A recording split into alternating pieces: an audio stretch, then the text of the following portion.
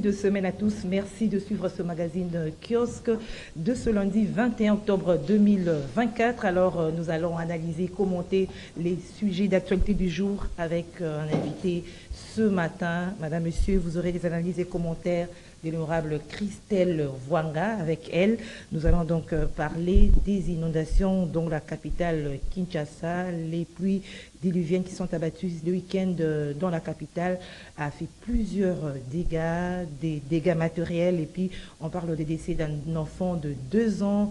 Comment y faire face? Comment remédier à ces inondations? Certaines personnes disent que même à Paris, il y a des inondations. Nous allons analyser le sujet avec l'honorable Christelle Wanga. Et puis nous sommes en plein mois d'octobre, c'est Octobre Rose, la campagne de lutte contre le cancer du sein. L'honorable Christelle Wanga, à travers son ONG WIFE, IFESIENNE, nous allons parler de cette campagne de cancer du sein chez les dames surtout, à travers, avec l'honorable Christelle Wanga, à travers son ONG WIFE. Elle avait tenu une conférence quant à ce. Elle fait des sensibilisations dans les écoles, dans le milieu de jeunes filles pour sensibiliser sur le cancer de sein. D'autres sujets d'actualité seront également abordés tout au long de ce magazine Kiosque, notamment la grève des enseignants, la grève de médecins, des enseignants, les syndicats des enseignants SIECO qui étaient le week-end avec le président de l'Assemblée nationale,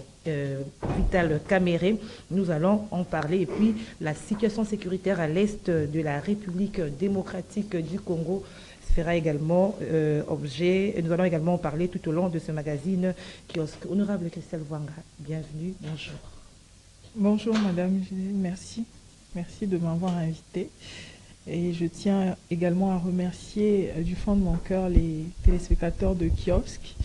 Ça fait, je crois que c'est la première fois que je sois là, hein, depuis les élections. Depuis les élections, c'est la première fois. Donc je tiens vraiment à leur dire merci du fond du cœur. Je sais qu'ils ont beaucoup travaillé pour moi, pour mon élection, ma réélection dans ce sens. Et je tiens à dire aussi grand merci à toute l'équipe de CCTV, particulièrement de Kiosque, à vous Madame, merci. Merci pour tout le soutien et également un très très très gros soutien remerciement au grand frère que Dieu m'a donné, Serge Kabongo, de là où tu me suis, je te dis merci.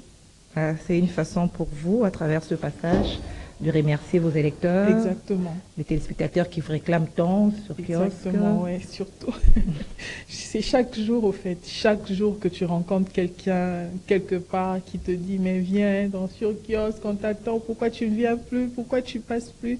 Après, ce n'est pas facile, c'est vraiment compliqué avec le rythme de travail, avec les électeurs que tu dois recevoir presque chaque jour, avec le travail parlementaire, tu dois être présente dans les conférences, tu dois être présente dans les activités, donc c'est un peu compliqué d'aménager son temps, mais là quand même, je ne veux pas faire une promesse, mais je le dis, dès que je pourrai, je serai là sur Kiosque. Alors vous êtes là comme aujourd'hui. Comme aujourd'hui, exactement. Dès Voilà. que je pourrai, je serai là. Alors vous avez fait allusion à vos électeurs et c'est dans la circonscription de la Funa. De la Funa, exactement. Et la Funa a été touchée avec les dernières pluies diluviennes, des inondations, surtout à la Funa où on a compté un mort, un petit enfant, un bébé de 2 ans qui était inondé alors à Kalamou, du côté d'Imo Congo. Oui, Imo Congo. Alors, quel est votre commentaire? Qu'est-ce que vous direz par rapport à cette situation qui touche vos électeurs directs? Généralement, je tiens aussi à signaler qu'il y a eu des dégâts graves, comme dans le quartier Ngafani à Selemba, où presque tout un quartier, il n'y a plus d'eau, il n'y a plus d'électricité, des maisons emportées, de nouvelles têtes d'érosion. Et donc, vraiment, les retombées sont légion, sont partout, sur toute la ville de Kinshasa. Mais qu'à cela ne tienne, j'ai toujours dit, et on a toujours réfléchi ensemble sur la gestion de l'eau de la pluie. Au fait, c'est bien que les gens comparent, qui disent que voilà, avec le réchauffement climatique, voilà, il y a eu aussi beaucoup d'inondations en France, par exemple, avec la Loire, etc. En Italie, il y a eu aussi d'inondations.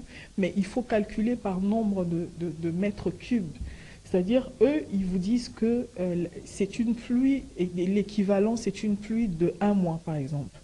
Mais nous sommes butés à cette situation où nous savons que depuis quelques années, chaque période, dans cette période, nous avons des pluies diluviennes. Et là, ça ne vient que de commencer. Il y a eu plusieurs alertes des agences de météo pour dire qu'il y aura des pluies diluviennes. Alors, qu'est-ce qu'il faut faire? Déjà, l'eau de pluie doit conjuguer 4 verbes. L'eau de pluie doit ruisseler, l'eau de pluie doit stagner, l'eau de pluie doit s'évaporer et l'eau de pluie doit s'infiltrer. Lorsqu'on gère la gestion de l'eau de pluie, il faut prendre ces 4 verbes. Lorsqu'on arrive, c'est une catastrophe naturelle, ce qui est évident. Ça veut dire que l'être humain peut-être n'y peut rien, mais tout ce qu'on peut faire, c'est ralentir ou bien amortir les chocs. Lorsqu'on dit l'eau de pluie doit s'infiltrer, ça veut dire que l'eau de pluie doit trouver une terre capable d'absorber l'eau de pluie. Ce qui fait que beaucoup de pays qui n'ont pas pu gérer la gestion, par exemple, d'usage de sachets en plastique, etc., ont décidé d'interdire l'usage des sachets en plastique pour permettre au sol d'être perméable et d'avaler l'eau de la pluie. Okay. Et lorsque vous regardez les ruissellements d'eau, les vidéos qu'on a retrouvées sur les réseaux sociaux, vous allez remarquer que la plus grande chose qu'on voit, ce sont les bouteilles en plastique. Ce sont les bouteilles en plastique qu'on voit à travers la ville, dans les maisons, dans les parcelles, etc. Ça veut dire qu'il y a un problème. Donc de ce côté-là, qu'est-ce que le gouvernement doit faire? D'abord, il y a une très grande décision à prendre. On a vu que il y a eu beaucoup de partenaires qui sont arrivés pour dire voilà, nous voulons offrir aux Congolais des boissons gazeuses dans les bouteilles en plastique. Alors, qu'est-ce que le gouvernement doit faire? Le gouvernement doit nécessairement opposer des contrats avec Caveat à ces personnes qui viennent, à ces entreprises qui viennent, où obligatoirement, il doit y avoir aussi, ils doivent créer des entreprises de recyclage eux-mêmes. Tu veux avoir une licence pour vendre, je ne sais pas moi, quelle marque de boisson au Congo? Arrangez-vous, peut-être 5, peut-être 6, arrangez-vous pour que vous-même puissiez créer aussi des entreprises de recyclage.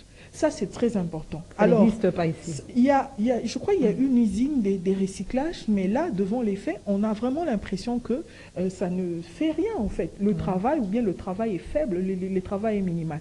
Mais si on responsabilise ceux-là même qui viennent eux-mêmes créer ces entreprises-là, en leur disant que vous êtes obligés aussi d'avoir des entreprises de recyclage, vous allez remarquer qu'il y aura vraiment une baisse. Voilà, on ne verra pas, on verra moins des bouteilles en plastique sur les rues, et c'est très important.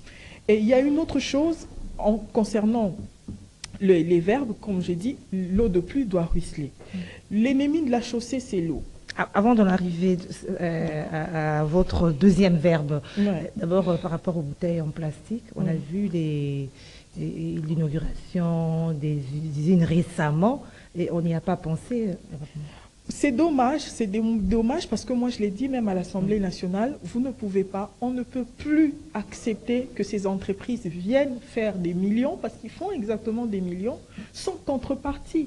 Et la première contrepartie qu'on peut leur demander, au-delà de bien traiter nos frères congolais qui travaillent avec eux, c'est le respect de l'environnement. Nous sommes bien entendu tous d'accord que ces bouteilles polluent l'environnement. Et nous avons le devoir en tant que gouvernement, en tant que responsable, de réfléchir sur des solutions. Ça peut être en moyen, à court ou à long terme, mais il faut réfléchir sur quelque chose. Sous d'autres cieux, on vend 100 francs, 200 francs, on vend des bouteilles. Si tu as 1000 bouteilles, voilà, 100 bouteilles, tu vas quelque part, on te donne... Mais on l'a vu aussi ici. Oui, on l'a vu ici. La somme proposée était très faible. faible. Ouais. C'est pour ça qu'il faut prendre, pour moi, il faut prendre une décision, une vraie décision. Et pour moi, ça, c'est la vraie décision. Vous savez, Bralima, à l'époque, je ne sais pas, peut-être que je me trompe, mais moi, j'avais étudié à l'école que Bralima avait une usine de recyclage de bouteilles. Et Bracongo n'avait pas cette usine-là. Il allait chez Bralima pour faire ses bouteilles. Et donc, ils doivent faire la même chose. Eux-mêmes, ils doivent recycler leurs bouteilles. On va voir que ça sera une bonne décision. Et donc, pour revenir à ce qu'on disait, Madame Gisèle, sur la question de ruissellement d'eau, l'eau de pluie, comme je l'ai dit, l'ennemi de la chaussée, c'est l'eau. On peut beau construire. Nous sommes à cheval entre l'équateur. Donc, nous sommes exposés à une très très grande pluviométrie. Et donc, lorsque l'on construit et on ne dirige pas l'eau, l'eau va trouver par où passer. Là, c'est normal. Là, c'est normal. L'eau va trouver son chemin. Et lorsque l'on regarde l'architecture léopoldienne de la ville de Kinshasa, vous allez voir qu'il y a des grands collecteurs d'eau. Ça passe par Kalamu, Bichakuchaku et tout. Et toutes ces eaux vont directement vers le fleuve. Et c'est ce qu'on doit faire. Si on construit, on lotit mal, voilà, vous pouvez construire une très belle maison dans un très beau quartier, mais si le quartier n'est pas bien loti, vous allez remarquer que nous allons voir les images sur les réseaux sociaux, des très très belles maisons en étage, mais où l'eau peine à partir après la pluie. Donc c'est une problématique des constructions anarchiques. Et je suivais un débat passionnant sur les réseaux ou bien à la radio où les gens disaient mais la population aussi, vous avez une responsabilité. Je suis tout à fait d'accord à ce que l'on dise que la population a une grande responsabilité, c'est vrai. C'est pour ça qu'à l'école, on nous enseigne le civisme. N'est pas jeter, n'est pas faire ceci, n'est pas faire cela. Mais lorsqu'on remarque que même dans ces pays où on peut observer une certaine propriété, au-delà du civisme qu'on enseigne à l'école, même lorsqu'on est dans la société active, on remarque qu'il y a des amendes qui suivent.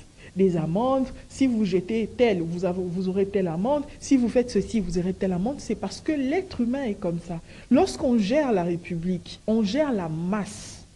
On est confronté à cette problématique-là de laisser la population agir de bonne foi. On ne laisse jamais la population agir de bonne foi. C'est pour ça qu'on parle de la coercition. La coercition, c'est l'État. C'est la population qui a peur, qui craint l'État, et elle, en ce moment-là, elle se met en ordre. Lorsqu'on dit, vous, la population aussi, si tu ne dis pas aux citoyens, jette-la, fais ceci, fais cela. Admettons aujourd'hui, Madame Gisèle, je suis à la maison chez moi j'habite à Kassavoubou, j'ai mon tas d'immondices dans ma maison. Le monsieur qui vient chaque matin, on lui donne 500 francs, 2000 francs ou que sais-je encore. Mais lui, moi j'ai ma responsabilité. Moi j'ai essayé de mettre ma maison propre, mais ça c'est au niveau primaire. Mais la personne qui arrive au niveau secondaire, celui qui vient chercher les immondices chez moi à la maison, lorsque cette personne-là emmène, moi je ne sais pas là où elle jette. On ne sait pas. Vous êtes d'accord avec moi? Même vous ne savez pas là où ils jettent vos immondices. Mais ce sont ces immondices-là que nous retrouvons dans les ronds-points, que nous retrouvons derrière les écoles, que nous retrouvons dans les marchés. Nous sommes d'accord que c'est ça. Et donc, où est la responsabilité de l'État à régir cet espace-là entre moi, citoyen, qui balaye chez moi, et celui qui vient chercher? Et il n'y a pas de décharge publique. Voilà. Il faut dire à la population, faites ceci, faites ceci, faites cela. Alors, lorsqu'on parle des solutions, je ne sais pas... Avant d'arriver aux solutions, vous avez évoqué la question des constructions anarchiques. On va se poser aussi plusieurs questions. Qui octroie ces permis de construire? Ce n'est pas l'État? Qui permet à ces personnes de construire dans un endroit non approprié? Je pense que c'est l'État. C'est l'État. Ces personnes-là vont vous brandir des preuves, des documents qu'ils ont réussi à avoir en bonne et due forme. Oui. Et c'est là l'irresponsabilité collective que nous avons. L'irresponsabilité d'avoir un poste de l'État où on vous donne cette possibilité-là de changer les choses, de bien conduire les choses, mais parce qu'il y a des billets d'argent, vous autorisez la population à construire. Et quand je parle de la responsabilité de l'État à sévir, je ne parle pas seulement de la responsabilité d'État à sévir la population, mais aussi à contrôler, que l'État sache, parce que moi ça me fait très mal qu'un jour on voit des engins en train de détruire les constructions des pauvres populations, mais la personne qui a octroyé des documents, la personne qui a permis à ces personnes-là de construire, elle est tranquille. Alors qu'il y a même leur nom sur les documents. On sait savoir c'est telle personne, mais eux, ils sont calmes. Et donc, c'est ça la responsabilité de l'État. Alors, face à cette responsabilité, honorable Christelle Wanga, quand l'État ne sait pas s'auto-contrôler, quel est votre rôle au niveau du Parlement? Évidemment, le rôle du parlementaire, on le sait, c'est le contrôle de l'exécutif, c'est voter les lois et représenter. Voilà, face à une autorité, il y a le contrôle, parce que moi, je ne peux que faire venir le ministre au sein de l'Assemblée nationale. Et même alors, pour faire venir le ministre, je dois écrire au bureau de l'Assemblée nationale et c'est le bureau de l'Assemblée nationale qui va faire venir le ministre pour moi au sein de l'Assemblée nationale. Donc c'est un peu ça la machine, c'est un peu ça le schéma. Donc face à cette situation, il faut faire appel. Comme c'est une situation qui concerne Kinshasa, le premier débat qu'on doit offrir aux Kinois, c'est au niveau de l'Assemblée provinciale de Kinshasa. Ah, ça doit commencer par l'Assemblée provinciale. Voilà, c'est une question urbaine qui doit commencer d'abord par tout ce que moi je peux faire à l'Assemblée. Il faut que j'arrive à bien outiller ma demande pour que ça ne soit pas rejeté au niveau du bureau d'études, parce que comme vous le savez, l'Assemblée nationale est différente de l'Assemblée provinciale. Mais qu'à cela ne tienne, je peux écrire une question orale, je peux écrire une question écrite au ministre des Affaires foncières, parce que lorsque vous regardez la question de l'inondation, c'est une question qui est transversale. Aussi, ça concerne le ministre des Affaires foncières, aussi, ça concerne le ministre de l'Aménagement du territoire, aussi l'urbanisme, aussi l'environnement, aussi la ministre des Genres et Familles, question de l'enfant, parce que vous avez vu un enfant qui a été tué, si je peux le dire comme ça. C'est un peu très agressif, mais c'est comme ça. Donc, c'est une question qui est transversale, qui, à la limite, peut concerner la première ministre elle-même, parce qu'il y a autant de ministres, autant de ministères qui sont concernés par cette question. Et donc, le fait pour nous de nous réveiller, nous tous, avec cette responsabilité collective, de regarder les images et de chanter la chanson de Fally Kabasele, ça ne va rien empêcher, parce que demain, il y aura encore des fortes pluies. Et si nous n'avons pas un plan de prévention d'un côté et un autre plan de protection, et là, on en arrive aux solutions, évidemment, on sera buté à cette responsabilité idiote devant nous-mêmes. Et donc, nous avons la responsabilité, comme la population et comme les dirigeants, à prendre cette question vraiment très au sérieux. Alors, je retiens qu'il y a une différence entre les inondations de Paris et de Kinshasa, parce que de l'autre côté, on prévoit ces inondations et puis l'indemnisation même des victimes. Est-ce qu'on y pense aussi ici à Kinshasa? Oui, peut-être pas prévoir les inondations, mais ce qu'il faut avoir, c'est un plan de prévention. Des préventions, où on peut prévoir que en cas d'inondation, on viendra évacuer les gens avec les hélicoptères. On dit, en cas d'inondation, vous pouvez appeler tel numéro si vous êtes vraiment prise au piège par l'eau. Voilà telle personne, voilà, il y a une, comment on appelle ça, voilà, une unité, voilà, peut-être de pompiers, d'élite qui sont destinés à aller prendre les gens lorsqu'ils sont enclavés par l'eau, etc. C'est ça dans le plan de prévention où on peut retrouver. Alors, la différence, c'est aussi, je ne sais pas si on peut parler en termes d'indemnisation, je ne verrai pas, par honnêteté intellectuelle, je ne sais pas combien on indemnise, mais je pense quand même que l'État a la responsabilité de protéger. En son temps, si je me souviens bien, les personnes qui étaient autour de Maya Makelele, à l'époque, lorsqu'il y avait beaucoup d'inondations, on leur a demandé de partir de là et d'être logés à Maluku.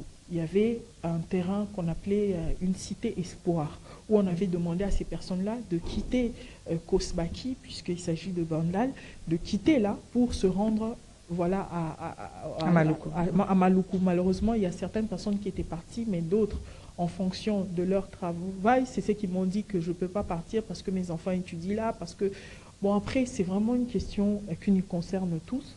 Je pense qu'il faut qu'il y ait vraiment un état des lieux et vraiment une dynamique autour de cette question. Alors pour clore avec ce premier sujet, peut-être une dernière question, Christelle Vanga, vous étant que élu, étant que député, vous avez aussi un rôle à jouer au sein de la population en termes de sensibilisation, ne pas jeter les immondices par-ci par-là.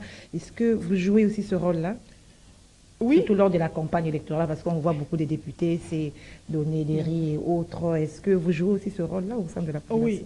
Oui, Madame Gisèle, les personnes qui me rencontrent pendant la campagne électorale, ils vont vous dire, je prends toujours le temps de parler avec mes électeurs. Même là, je prends toujours, quand je rencontre un électeur qui veut parler avec moi, je prends toujours, et ça je ne peux pas dire que ça m'amuse, mais ça me plaît, parce que j'apprends beaucoup. J'apprends beaucoup et lorsqu'il me parle, je sens que parfois la population n'a pas seulement besoin de voir le changement tout de suite, mais ils ont besoin de voir d'abord les signaux du changement. Et lorsque je parle à mes électeurs, on prend vraiment le temps d'aborder plusieurs sujets.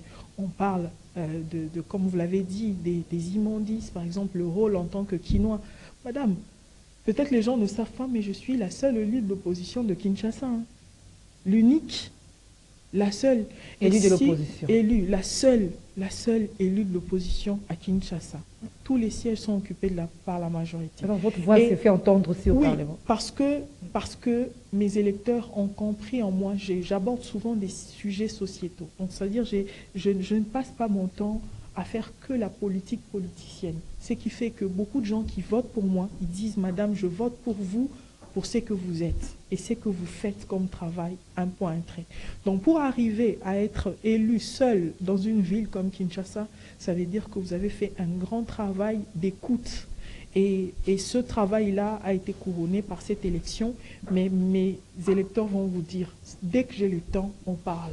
Et je leur dis toujours, là, vous allez remarquer que les Congolais que nous sommes aujourd'hui, lorsque je jette, je suis ici à Kinshasa, peut-être je jette, mais dès que j'arrive en Europe, personne ne va me dire. Dès que j'arrive aux États-Unis, personne ne va me dire. Moi-même, je regarde à gauche ou à droite, je regarde, je ne jette plus.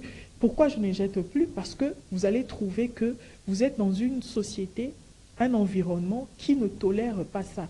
Et moi, j'ai écrit beaucoup de trucs sur ça, parce qu'il faut se le dire, parfois, j'écris beaucoup. J'ai beaucoup de solutions, mais je pense que voilà, les gens qui dirigent aujourd'hui doivent faire marcher la tête pour savoir comment lutter contre ce phénomène, comment instruire la population au civisme qu'on avait eu jadis à l'école pour avoir un environnement propre. Surtout les sanctions. Surtout les sanctions, les amendes, parce que c'est qu'on oublie, lorsqu'on a un entendement collectif, qui ne va pas dans le sens de nous protéger collectivement, nous sommes exposés collectivement même aux maladies. Regardez comment on souffre, regardez comment on a tout le temps la malaria, on a tout le temps la fièvre typhoïde des enfants, etc., des maladies des mains sales. Pourquoi? Parce que nous avons accepté collectivement de vivre dans un environnement qui est sale.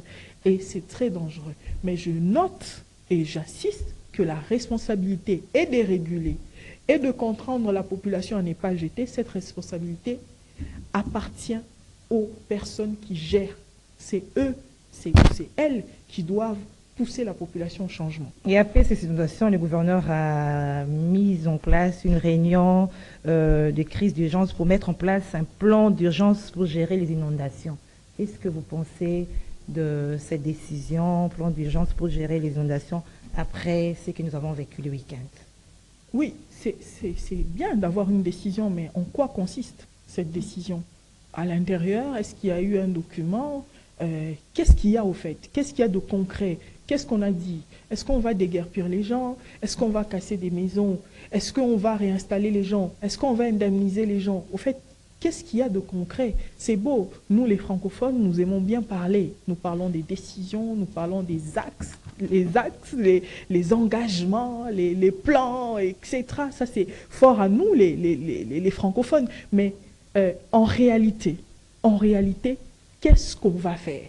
Est-ce que demain, parce que nous sommes en octobre, moi je suis né en octobre, je sais qu'il pleut abondamment, nous sommes là devant une situation, est-ce que s'il pleut encore demain ou après-demain, qu'est-ce qu'on va faire? C'est ça la plus grande décision, nous dire. Est-ce qu'il y a un plan de contingence de la part de la population? La population qui verra des eaux, qu'est-ce qu'elle va faire? Etc. Donc, au lieu de se verser dans la littérature, je propose qu'on se verse plutôt dans la pratique, parce que c'est la pratique qui apporte des solutions. Ah, merci honorable Christelle Vwanga. Alors on reste dans la société avant d'aborder Octobre Rose, hein, parce que c'est la grève des enseignants, des médecins. Les enseignants, ils étaient avec le président de l'Assemblée nationale, là où vous siégez.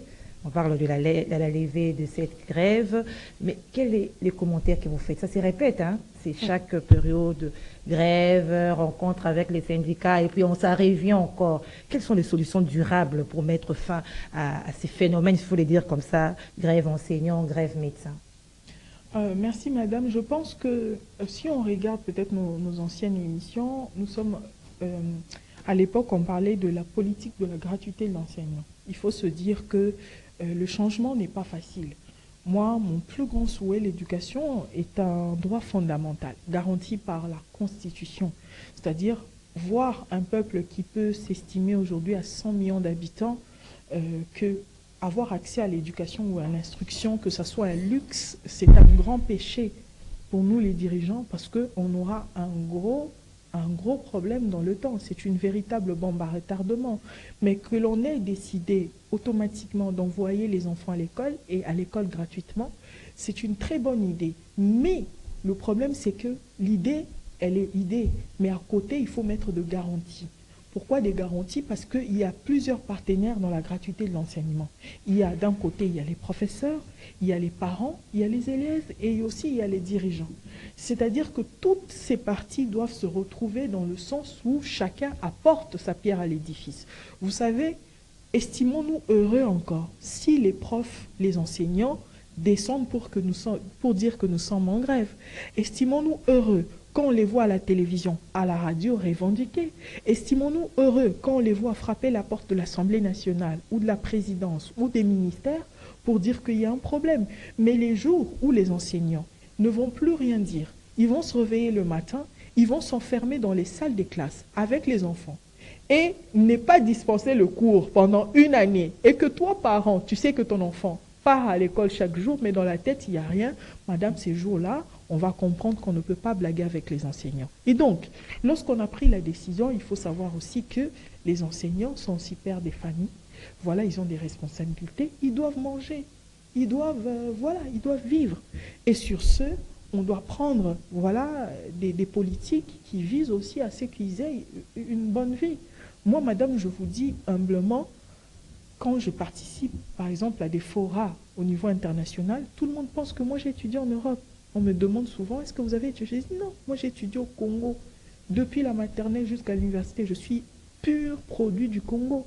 Les gens parfois ils s'étonnent, ils disent mais oui, c'est le Congo. Et ces enseignants-là fantastiques qui m'ont formé, je les vois encore aujourd'hui, j'aimerais vraiment qu'ils aient le minimum de santé, le minimum de vie.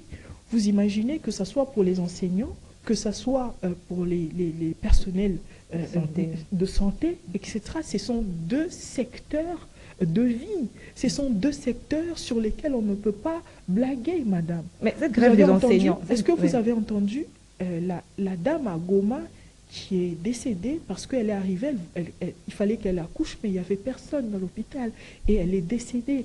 Donc nous sommes devant une situation qui est tellement sensible et aussi critique. J'ai entendu la première ministre dire aux enseignants de faire preuve de patriotisme. Des patriotismes. Très bien, nous tous, on doit faire preuve de patriotisme. Et s'il y a des méthodes ou bien des gens qui doivent attendre, ça ne peut pas être que les enseignants. Soit c'est tout le monde, soit tout le monde bénéficie. Et donc, c'est vraiment une responsabilité. Je pense que il faut écouter les enseignants. Non seulement il faut écouter, il faut répondre aux enseignants. Cette grève des enseignants, médecins, par exemple, les enseignants, ça ne date pas de la gratuité de l'enseignement. Oui. Bien avant, ils sont en grève. Est-ce que le problème n'est pas là, honorable Christelle Vwanga, la part que vous réservez, parce que le budget est avalisé au niveau de l'Assemblée nationale, vous réservez à ces secteurs dans le budget. Vous adoptez un budget avec une part minime dans ces deux secteurs et voilà le problème est là. Oui, c'est pour ça que je vous dis, madame, c'est un problème qui est transversal, c'est-à-dire qui vient du ministère, le ministère qui fait parvenir toutes les données déjà écrites au niveau de l'Assemblée nationale et c'est l'Assemblée qui doit faire le rééquilibrage. D'habitude, ce n'est pas l'Assemblée qui donne, ce n'est pas l'Assemblée qui dicte. Ça vient des ministères, chaque ministère avec son champ d'action. Mais vous adoptez. Le débat se trouve à l'Assemblée nationale. Ensuite, au niveau de l'ECOFIN, il faut faire un rééquilibrage. Et bon, après, il y a des collègues qui sont à l'ECOFIN. C'est pour ça le plaidoyer doit continuer. La preuve, vous avez vu que les enseignants sont arrivés à l'Assemblée nationale parce qu'ils ont compris que le rééquilibrage doit se faire à l'Assemblée. Moi, je ne suis pas de la commission ECOFIN, mais je pense que je dirai lors du grand débat qu'il faut un rééquilibrage. Et si, et seulement si, je peux même suivre jusqu'à la commission de l'ECOFIN pour tirer la sonnette d'alarme, pour dire qu'il faut un rééquilibrage, je le ferai à cœur joie. Je le ferai à cœur joie. Alors, qu'est-ce que ça vous fait lorsque les enseignants, les médecins essayent de comparer leur rémunération aux vôtres? Ça vous fait quoi? Ça, bon, faire, peut-être, c'est un verbe. Comment vous réagissez, voilà. Comment je réagis? Moi, je suis enfant de fonctionnaire. de l'État. Ma mère est fonctionnaire de l'État au ministère de Transport. Donc j'ai grandi avec ça. J'ai grandi avec, je la voyais dans les grèves, je la voyais, je me rappelle même, elle me disait, il y a un endroit où soba memi okuna esili, soba zu ministre ba memi okuna esili. Et donc j'ai grandi avec ça et mon idéal toujours c'est apporter quelque chose. Et les gens qui me suivent à l'Assemblée pendant mes débats et même dans ce que je fais chaque jour, les plaidoyers, les activités des ministères, de la fonction publique, je suis toujours là. Mais malheureusement, je n'ai pas des longs bras pour signer quelque part. J'en ai pas. Vous savez, votre voix étant que seul. Vous savez, j'ai reçu un message d'un papa, je ne sais pas, peut-être qu'il est en Europe, il m'a écrit « Honorable Christelle, qu'est-ce que l'Assemblée dit sur ceci? Qu'est-ce que l'Assemblée dit? Pourquoi vous ne faites rien? Pourquoi? » Il m'a écrit tout un livre. Alors je me suis tue, après je lui ai écrit, j'ai dit, papa, vous savez, un jour, si je suis présidente de l'Assemblée nationale, vous serez mon directeur de cabinet. Il a rigolé. Je voulais juste lui faire comprendre que je peux faire quelque chose, mais malheureusement, je n'ai pas ce pouvoir-là aujourd'hui. Je n'ai pas ce pouvoir-là, ça veut dire que, en tant que député, je peux interpeller. En tant que député, je peux écrire une question orale avec débat. Mais celui qui a le pouvoir de l'exécution s'appelle ministre. Et c'est cette personne-là qui décide de signer pour un changement. Je peux beau crier, je peux beau parler. Si en face de vous, vous avez quelqu'un qui ne comprend pas la réalité, c'est très difficile. Mais il faut le faire tomber, ce ministre-là. Bon, pour le faire tomber, vous le savez comme moi que ce n'est pas facile. Et donc, si et seulement si, si mon salaire en tant que député pourrait nourrir même 100 enseignants et tout, madame, je le donnerai à cœur joie. Je le donnerai. Mais le problème, ce n'est pas seulement de le nourrir. Le problème, c'est la vie des fonctionnaires. Ils ont des enfants qui doivent scolariser. Demain, on ne sait pas quel genre de maladie ils peuvent attraper. Ils doivent aller se faire soigner. Il faut voir des spécialistes. Le problème est aussi grave que ça. Que moi-même, en tant que député, certes, j'ai la volonté, mais je ne peux pas trouver la solution. La solution doit être structurelle. Et la solution structurelle vient du gouvernement. C'est le gouvernement doit faire la mise en place. Madame, on parle aujourd'hui des salaires. Les salaires, c'est bien, mais j'ai vu les gens avec autant d'argent qui sont allés dans les hôpitaux et ils ne sont pas sortis de ces hôpitaux-là. Est-ce qu'aujourd'hui, si on donne un enseignant $500 ou $1000 ou même $2000, est-ce que c'est suffisant? Ce n'est pas suffisant. La vie chère. Oui. Et également, à côté, il y a des maladies. Ils doivent se faire soigner. Je ne peux pas vous donner les nombres des fonctionnaires, les dossiers qu'il y a sur mon bureau. Je dois suivre au ministère de la Santé parce qu'ils doivent être évacués, etc. J'ai fait des tours et des tours et des tours pour chercher des solutions. Ce n'est pas facile. Donc la solution doit être structurelle. Et non seulement les salaires, mais il y a aussi le système de santé autour des enseignants, autour de la fonction publique, qui doit être efficace. Donc il y a beaucoup de problèmes, madame. C'est vrai, on doit tout réparer, mais seule la volonté compte. Seule la volonté compte. Voilà. Merci, honorable. Alors, un autre sujet, c'est la situation à l'est de la République démocratique du Congo. On a vu des contradictions au sujet du plan de retrait de FDLR. La première ministre a salué. Du côté du Rwanda, on a rejeté, si je peux dire cela. Et on a suivi aussi la ministre des Affaires étrangères de la République démocratique du Congo qui a dit, lors d'une conférence de presse avec son collègue du Libéria, c'est ça, elle dit que non, il n'y aura pas, on ne peut plus parler de l'accord entre le Rwanda et la République démocratique du Congo, dans les stades où nous sommes. Alors, comment est-ce que vous analysez par rapport à ce sujet? Ou quelle solution pour la paix à l'Est? Parce que ça semble, comment je peux dire, tâtonner à travers tous ces accords qui sont en train de signer, de ces négociations. Oui, j'étais aussi surprise, comme vous, d'écouter le ministre des Affaires étrangères rwandaise pour dire que voilà, c'est faux ce que la première ministre a dit. Le Rwanda n'a pas décidé de rappeler ces gens de FDLR qui sont dans le territoire congolais. Je pense que c'est une honte. C'est une honte et pour nous et pour les Rwandais. Parce que normalement, lorsque vous avez des gens sur les territoires des autres, alors que nous avons des accords internationaux, nous avons des conventions à respecter, la première chose, c'est la honte. On doit se taire. On doit se taire parce qu'on ne peut pas avouer publiquement alors que depuis tout le temps, on a menti, on a inventé des choses sur les Congolais, on nous a dit qu'on mentait, on nous a dit qu'on rejetait les autres, qu'on n'aime pas les autres, etc. Et de l'avouer de cette manière-là, c'est une grosse... Voilà, pour moi, c'est vraiment de la honte. Mais malheureusement, il y a certaines personnes qui n'ont pas de la honte. Maintenant, du côté de la RDC, pour nous aussi, c'est une véritable honte parce que les gens, on a le devoir et on a la responsabilité de se défendre. C'est pas pour rien que les pays ont des armées, c'est pas pour rien que nous avons des polices et même c'est pas pour rien que nous avons des agences de renseignement. C'est ce qu'on appelle des agences d'intelligence. C'est pas pour rien que nous avons tout ça. Ce sont des outils qui nous aident à garantir l'autorité, à garantir la souveraineté de notre pays.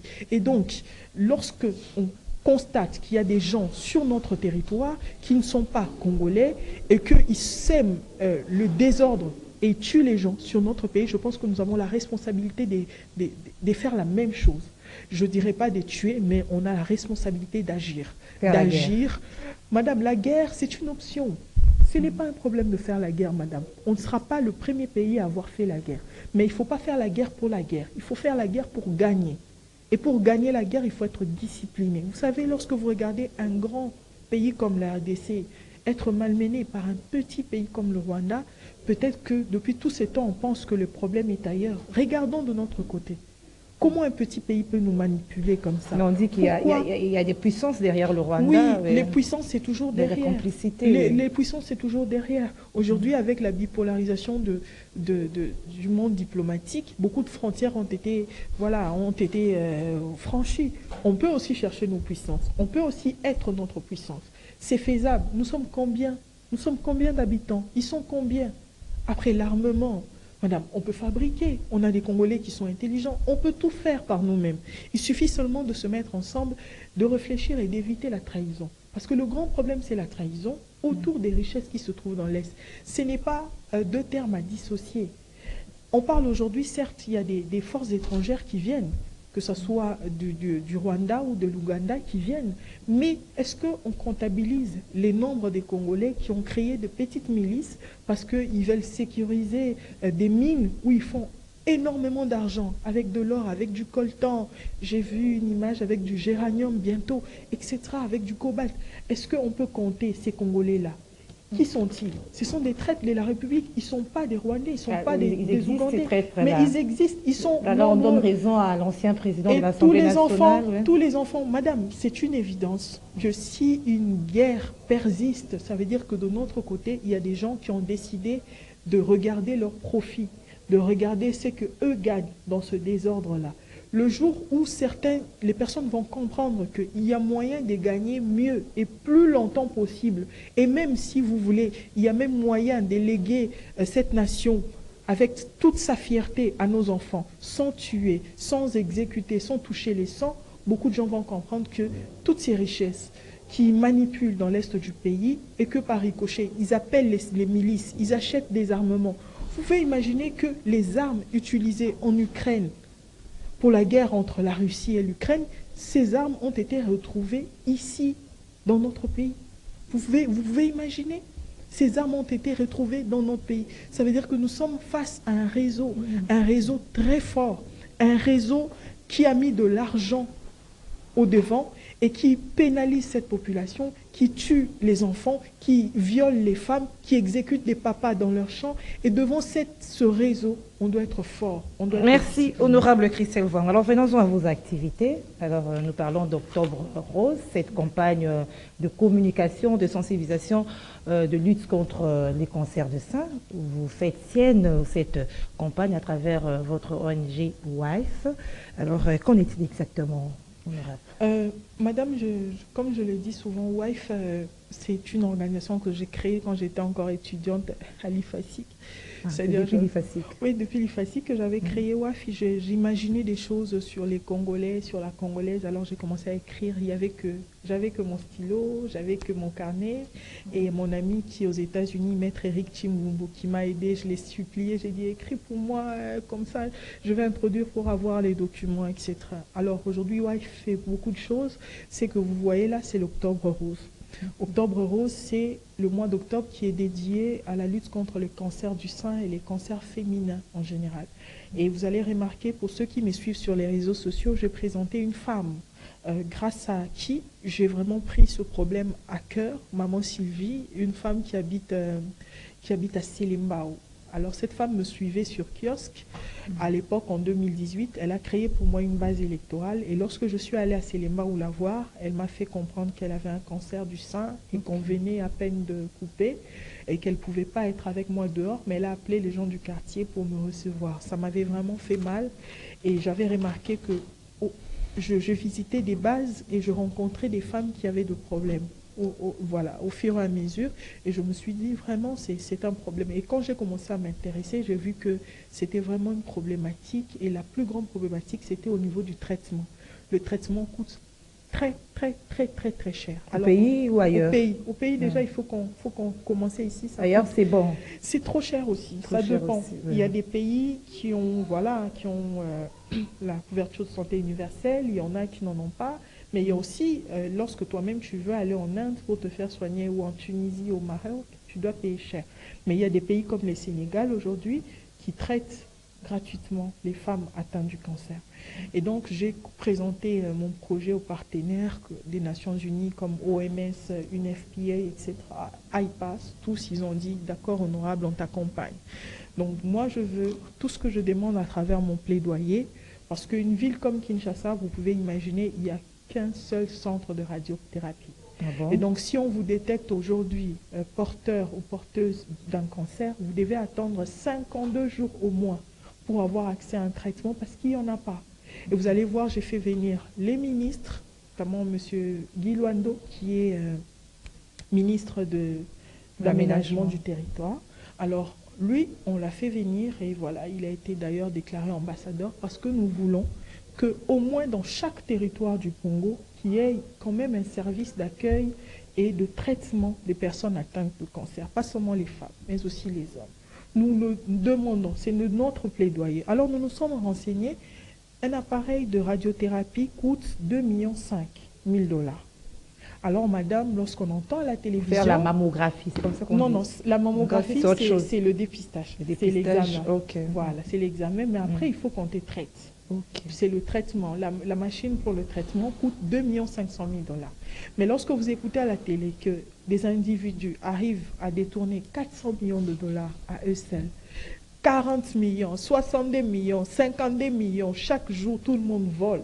Alors on se dit, mais vous imaginez si cet argent, on pouvait l'affecter aux besoins sociaux de base? C'est-à-dire il y aura chaque territoire congolais, puisqu'on a 145 territoires congolais, chaque territoire congolais au moins aura cette machine de radiothérapie, et ça pourra aider la population, au lieu que l'on assiste à cet exode sanitaire où tout le monde peut vendre la maison pour aller en Inde. Ma marraine, elle avait vendu sa maison pour aller en Inde. Il y a des gens qui vont en Tunisie, etc. Alors qu'on peut guérir, on peut être soigné ici dans notre pays. C'est des combats que vous menez à travers votre ONG pour cette lutte. Oui. Et je fais aussi des collectes de médicaments pour les personnes atteintes du cancer. Alors s'il faut parler en termes de statistiques, c'est comment les statistiques à Kinshasa particulièrement et RDC sur les femmes atteintes de cancer? Les statistiques, on n'est pas sûr des statistiques. C'est pour ça peut-être à la fin d'octobre, on sera sûr, parce qu'on a organisé pas mal de sensibilisation au dépistage. Et peut-être à la fin du mois d'octobre, mais écoutez, déjà, le dépistage en prix de promotion, ça coûte entre 30 et 50 $. Ça, c'est promotionnel. Ce qui veut dire qu'en temps normal, c'est au-delà. Et vous allez remarquer que ce n'est pas donné. Après, il y a aussi les églises, il y a aussi les tradis praticiens. Beaucoup de femmes commencent par les tradis praticiens et arrivent dans un hôpital en retard. Il y a certaines même qui n'y vont pas, qui donc... À la fin du mois d'octobre, on pourra avoir un condensé des chiffres qu'on va présenter, puisqu'il s'agit d'un projet. Les femmes sont réticentes par rapport au dépistage des Congolais. C'est l'impression que nous avons. Oui. Réticentes, oui, mais ce n'est pas aussi donné. Le problème, c'est que c'est cher. Ça coûte. 30 $, 50 $, ce n'est pas donné à tout le monde. Elle va utiliser cet argent pour manger, pour subvenir aux besoins de ses enfants. Automatiquement prendre cet argent pour aller se faire dépister aussi. Après, il y a psychosomatique aussi, de se dire, est-ce que si j'y vais, il n'y aura pas... Donc après, c'est vraiment une problématique. C'est pour ça qu'on a commencé quelque part. J'ai essayé de mettre toutes les parties prenantes parce que c'est ce que les partenaires des Nations Unies m'ont dit. Honorable, est-ce qu'il y a moyen d'avoir toutes les parties prenantes? Gouvernement, les membres de la présidence, les membres de l'Assemblée nationale, les médecins, la société civile, etc. Et j'avais mis, tout le monde était venu. Et à la fin, il y a un monsieur qui m'a beaucoup marqué, qui m'a suivi à la fin, un jeune monsieur hein, qui me dit, Honorable, tu sais, je suis venu pour ma mère. Ma mère a été... alors, elle a des problèmes depuis, je dis, ok, il y a des spécialistes médecins qui étaient là, il a pu voir un spécialiste, donc c'est vraiment un problème et on doit se lever pour ça. Alors, ce combat, c'est l'accès à des soins. À des soins, la gratuité. La gratuité Du dépistage et la gratuité du traitement pour les femmes. Ça va aboutir ces combats-là en RDC. Tu sais, même les gens qui sont allés sur la Lune, ils n'y croyaient pas. Hein. Ils ne croyaient pas. Parfois, il faut avoir la volonté. J'ai commencé, c'est tout ce que Dieu m'avait demandé de faire. Il m'a dit, travaille pour ta population, c'est ce que j'essaye de faire. Après, et aussi, le reste, c'est Dieu. Là, je vois de la sensibilisation. Là, vous étiez dans des mosquées. Oui, ça, c'est la mosquée de Funa, de Kalamou, l'école coranique. Voilà. Chaque dimanche, les filles viennent étudier le Coran. Et puisque c'est une mosquée, je pars souvent moi, je suis chrétienne. Je suis chrétienne, mais tout ce que je sais, c'est que la seule religion, c'est le bon cœur. Et donc, souvent, je pars à la mosquée pour faire des offrandes. J'aime beaucoup faire vendredi les offrandes à la mosquée. Et donc, j'avais demandé à parler avec les enfants. Et j'étais surprise. Elles sont très outillées. Elles ont posé les mêmes questions que tu as posées. C'est les mêmes questions qu'elles ont posées. Elles ont dit, mais pourquoi le gouvernement ne prend pas en charge?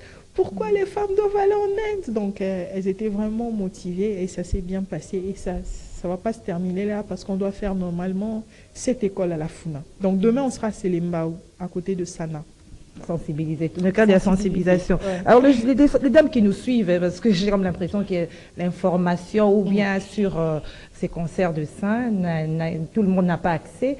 Alors, comment détecter, comment savoir que vous avez un cancer de sein? Bon, comment savoir que vous avez ça? Ce sont les examens. Après, je suis pas... Non, mais avant d'y aller, il y a des signaux. Vous ressentez comment? C'est-à-dire, si vous remarquez juste un changement à côté de votre poitrine, ça peut être une boule, ça peut être une plaie, ça peut être voilà, des tiraillements. Automatiquement, il faut aller à l'hôpital. Parce que ça peut être aussi un kyste, ça peut être autre chose, ça peut être juste le soutien-gorge, ça peut être autre chose en fait. Ça peut être la chaleur, ça peut être par exemple la femme qui a témoigné, parmi les femmes qui ont témoigné, elle, on lui avait dit juste peut-être que c'était le port de soutien qui lui faisait mal. Elle mettait du Voltaren, mais à la fin, elle avait remarqué que ça continuait.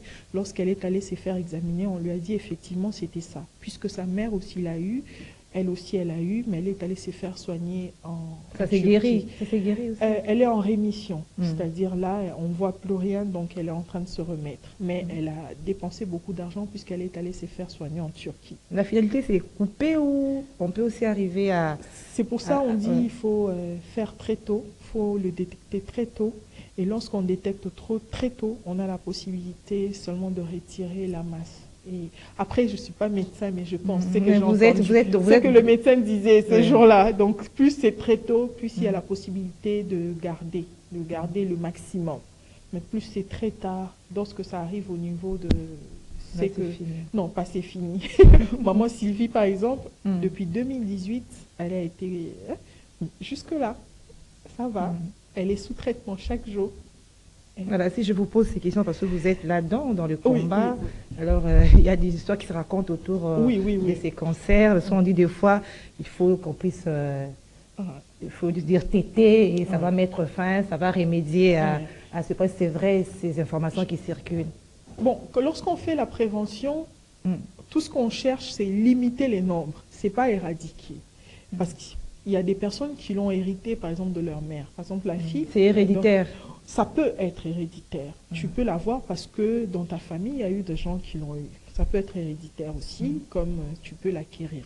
Et donc, voilà, la responsabilité, c'est vraiment au niveau de sensibilisation, du dépistage très tôt et du traitement très tôt aussi. Voilà.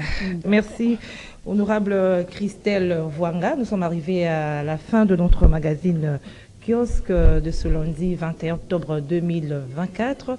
Un dernier message que vous lancez peut-être à ces femmes par rapport à Octobre Rose, et puis à vos électeurs et à tous les téléspectateurs qui aiment vous suivre à la télé. Merci. Et au papa aussi, parce que le cancer du sein, ça atteint aussi les c'est pas hommes. seulement les femmes. Pas seulement les femmes. Oui. Plus les femmes, moins les hommes, mais il y a aussi des hommes qui ont été diagnostiqués. Et donc, tout ce que je peux leur dire, c'est déjà grand merci, madame, de m'avoir reçu. Je pense que j'ai satisfait au moins une personne, toutes ces personnes qui me demandent de passer sur Kiosque. Honorable Christelle est sur Kiosque et j'essaierai vraiment de passer le plus souvent possible. Tout ce que je peux dire, voilà, soyons forts, soyons fortes. N'oubliez pas de prendre soin de vous dans vos maisons. Merci. Voilà.